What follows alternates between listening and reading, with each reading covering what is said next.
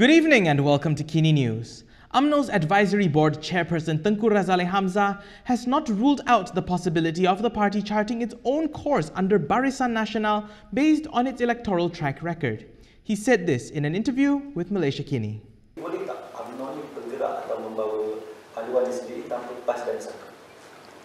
Mengapa tidak? Kita biasanya bergerak sendiri atas dasar yang ditentukan oleh Barisan Nasional. Dan segala bentuk tindakan kita merupakan bentuk berkebangsaan.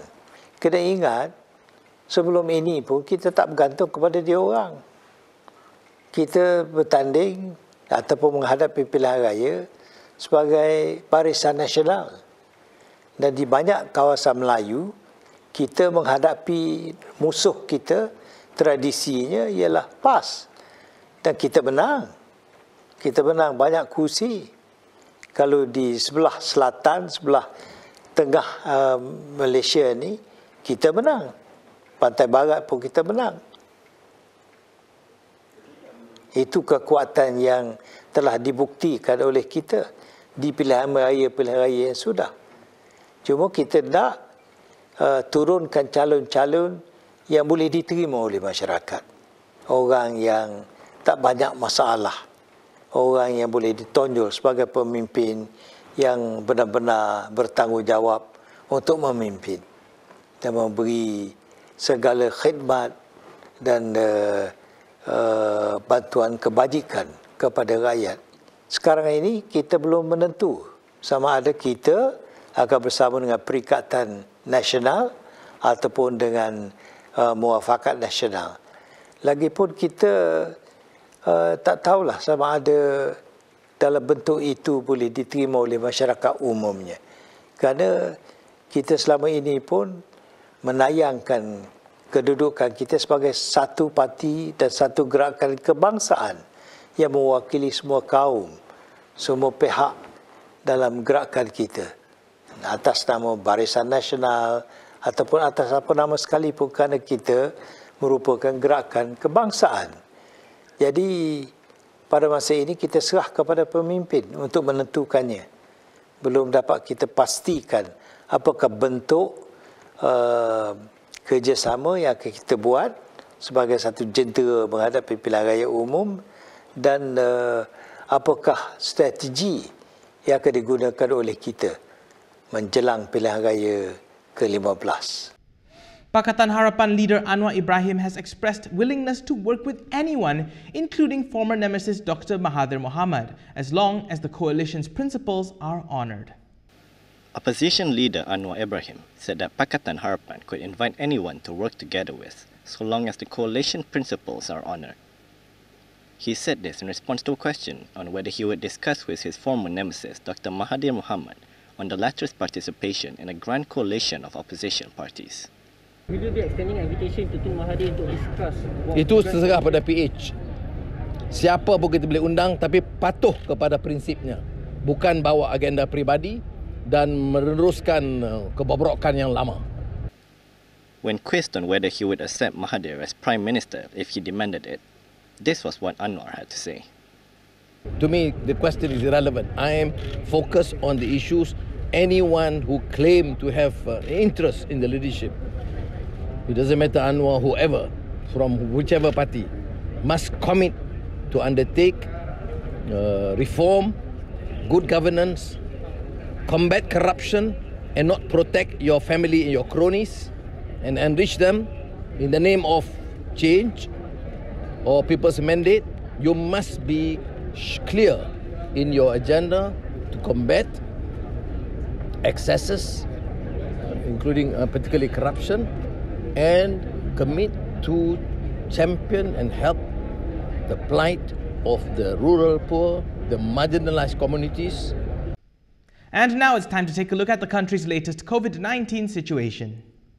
Malaysia recorded 1,925 new cases of COVID-19 today, bringing the total confirmed cases in the country to 108,615. 10 of the cases were imported cases. From the local cases, Selangor continued to report the highest number of new infections, with 747 cases. This was followed by Kuala Lumpur with 360 cases, Pahang with 288, and Sabah with 230. There were 117 patients in the intensive care unit, with 55 requiring ventilator support. 2 new deaths were also recorded today. One was recorded in Putrajaya, and the other was recorded in Kelantan. The total deaths from COVID-19 in the country is now at 457. The former Penang Chief Minister Lim Guan Eng has announced that he will bid farewell to the iconic Penang ferry on its last day of service this coming Thursday. DAP Secretary General Lim Guan Eng said that he will bid farewell to the iconic Penang ferry on its last day of service on Thursday, December 31st, before it is replaced by smaller transports meant only for pedestrians and motorcycles. In a statement today, he said he will do this with the reminder that Malaysians who cherish the iconic Penang ferry will neither forget nor forgive those responsible.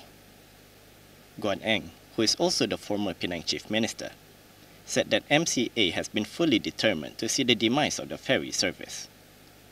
He also accused Transport Minister Wee Ka Siong, who is MCA President, of making personal attacks against him for opposing the termination of the car-carrying ferry service, and questioned if it was wrong for a parliamentarian and state assembly person from Penang to speak up on behalf of Penangites, particularly as the ferry terminal was located in his parliamentary constituency of Bagan.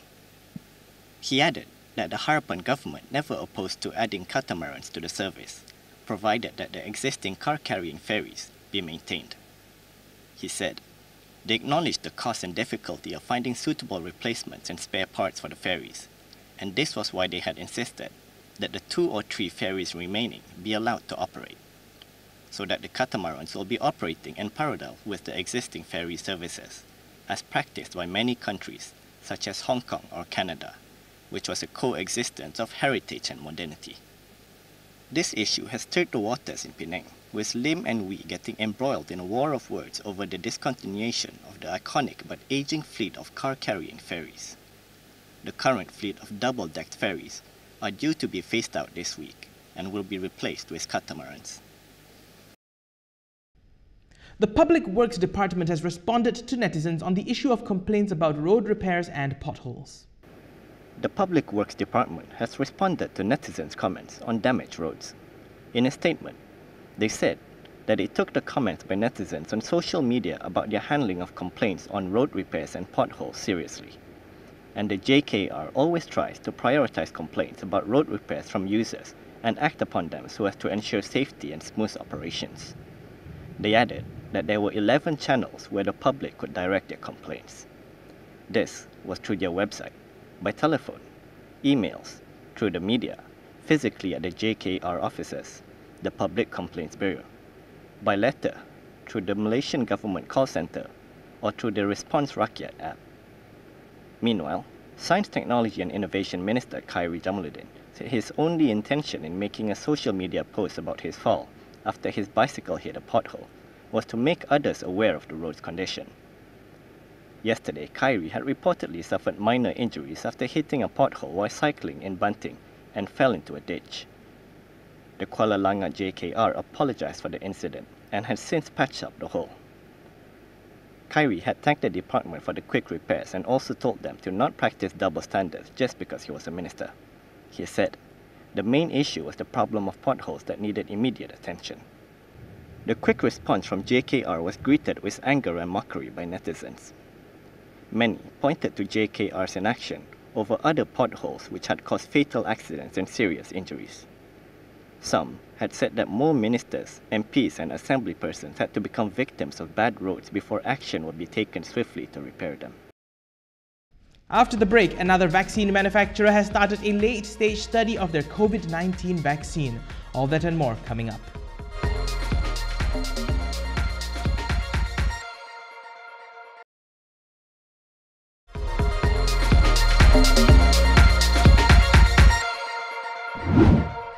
Hi, welcome back. Novavax on Monday said that it has started a late-stage study of its COVID-19 vaccine in the United States and Mexico. Novavax has begun a large late-stage study of its COVID-19 vaccine trial in the United States, the drug developer said on Monday, after delaying the trial twice due to issues in scaling up the manufacturing process. It will enroll up to 30,000 volunteers across around 115 sites in the United States and Mexico, with 2/3 of them receiving the shot 21 days apart, and the rest getting placebo. Novavax lags behind drug makers in the global race for COVID-19 vaccine, with shots from Pfizer and Moderna already authorized for emergency use in the United States. But experts have said that more than one vaccine would be needed to end a pandemic that has killed over 1.7 million people globally. Johnson & Johnson and AstraZeneca also have phase 3 trials already underway in the US. Novavax has signed supply agreements with several countries and is set to provide 60 million doses to the UK, where a late-stage study is underway. The interim data from the trial is expected in the first quarter of 2021. It is also preparing to deliver 100 million doses to the United States by January, after it was awarded $1.6 billion for developing and testing its potential vaccine. According to their local health ministry, South Africa's total coronavirus infections since their first case in March crossed 1 million on Sunday. South Africa's total coronavirus infections since the first case in March crossed 1 million on Sunday, its health ministry said. The grim milestone comes days after the country, the worst hit in Africa, reported a new faster-spreading variant of the virus. Several hospitals and medical centers have reported wards overflowing with patients, with many healthcare workers cancelling their vacations to tackle a huge influx of patients. The new variant, referred to as 501v2, was discovered by a network of scientists around South Africa who have been tracking the genetics of the virus. They said the new variant appears to be focused in the south and southeast of the country and has been dominating findings from samples collected since October. A Saudi court has sentenced a prominent women's rights activist to nearly 6 years in prison in a trial that has drawn international condemnation. A Saudi court has sentenced a prominent women's rights activist, Lujan al-Haslul, to 5 years and 8 months in prison. According to local media, Haslul was charged with seeking to change the Saudi political system and harming national security. She has been held since 2018 following her arrest, along with at least a dozen other women's rights activists. The court suspended 2 years and 10 months of her sentence, most already served since her arrest, which means that she could be released around the end of February 2021. Haslul had championed women's right to drive and called for an ending to the kingdom's male guardian system. Rights group and her family says she's been tortured in prison, a charge denied by the Saudi authorities. The United Nations Human Rights Office said the conviction was deeply troubling and have called for her urgent release. The verdict and sentence pose a challenge to Saudi Crown Prince Mohammed bin Salman's relationship with US President-elect Joe Biden, who has criticized Riyadh's human rights accord. Biden has said that he will take a firmer line with the kingdom than President Donald Trump, who was a strong supporter of Prince Mohammed.